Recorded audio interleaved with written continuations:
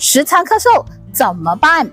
你有没有试过吃饱饭过后，或者喝了一杯饮料过后就会咳嗽，咳个不停，好像要把你的心、肝、脾、肺、肾全部咳到出来？我的其中一个顾客就是这样子的，在做了1对1的咨询过后，才发现原来他是喝了咖啡过后会咳嗽哦。那到底是什么样的原因呢？想不想要知道为什么呢？来临我会主办一场直播，告诉你为什么喝咖啡会咳嗽，那你的体质可不可以喝咖啡，适不适合喝咖啡，应该喝什么样的咖啡。点击以下链接关注我，我是燕，你的饮食规划师，让你在享尽美食的同时拥抱健康，跟咳嗽说拜拜啦，我们直播室见。